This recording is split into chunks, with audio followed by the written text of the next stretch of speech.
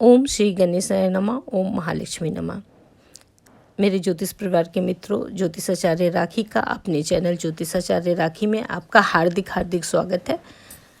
इस वर्ष का आखिरी सूर्य ग्रहण 25 अक्टूबर को लगने जा रहा है और इस ग्रहण के काल की सारी जानकारी, इसका सूतक कब से लगेगा, ग्रहण काल क्या होगा, ये सारी जानकारी के साथ मैं आपके समस्त उपस्थित हूँ। जैसा कि हम सब जानते हैं कि ग्रहण 25 अक्टूबर को दोपहर 2:29 से आरंभ हो रहा है और इसका समापन 6:32 पर होगा।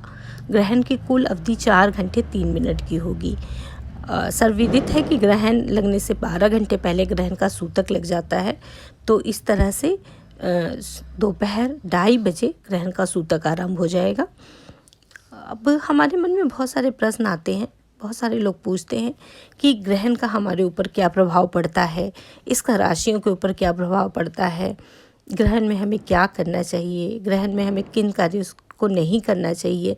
तो मैं आपको बता दूं कि ग्रहण वैसे तो एक खगोलीय घटना है और एक बहुत ही खूबसूरत खगोलीय घटना है। जब पृथ्वी, चंद्रमा और सूर्य एक सीध में आ जाते हैं तो ग्रहण लगता है। और अमावस के दिन जब चंद्रमा पृथ्वी एवं सूर्य के बीच आ जाता है और उसकी छाया पड़ती है तो पृथ्वी से देखने पर हमें सूर्य ग्रहण दिखाई देता है। लेकिन ऐसा नहीं है कि इसका धार्मिक महत्व नहीं है। ग्रहण का धार्मिक महत्व भी बहुत व्यापक है। ज्योतिष एवं अन्य हिंदू शास्त्रों में बहुत प्राचीन काल से ग्रहण का उल्लेख आ रहा है और ऐसा मानते हैं कि राहु और केतु जब सूर्य या चंद्रमा को ग्रहण कर लेते हैं यानी खा लेते हैं तो इसको ग्रहण कहते हैं। अब अगर हम विचार करें कि किसी इंडिविजुअल पर्सन या हर एक इंसान पर ग्रहण का क्या असर पड़ता है, तो बिल्कुल इसका असर पड़ता है, लेकिन एक इंडिविजुअल पर्सन पे जितना असर पड़ता है उससे कहीं बहुत ज़्यादा असर इसका भूखंडों, राज्यों और राष्ट्रों पर पड़ता है। ज्योतिष की वह शाखा जहाँ राष्ट्रों पर ज्योतिष के असर को परखा जाता है या ग्रहण के असर को, उसको मेदिनी ज्योतिष कहते हैं या मुंडेन एस्ट्रोलॉजी कहा जाता है।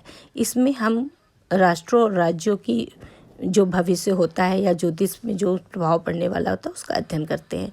तो ग्रहण का ज़्यादा व्यापक असर एक इंडिविजुअल पर्सन पे ना होकर हमारे राष्ट्रों या राज्यों पे पड़ता है। इससे आने वाले राज्यों और राष्ट्रों की जो भविष्य होती है वो डिपेंड करती है कि अब आने वाला टाइम उस राष्ट्र या राज्य के लिए कैसा रहेगा।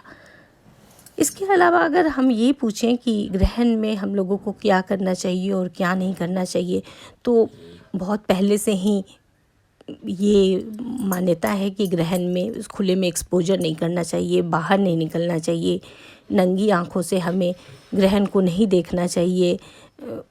अगर हमें ग्रहण देखना ही हो तो हमें उसके लिए जो उपयुक्त ग्लासेस होते हैं उनको लगा के ग्रहण देखना चाहिए।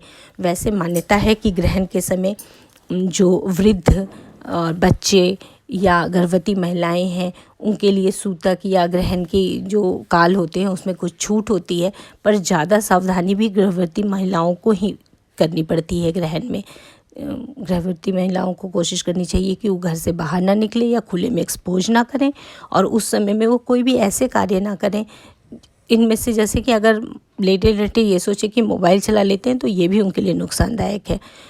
ग्रहण के काल में कोशिश करनी चाहिए कि हम मंत्रों का जाप करें, हम अपने प्रभु का स्मरण करें।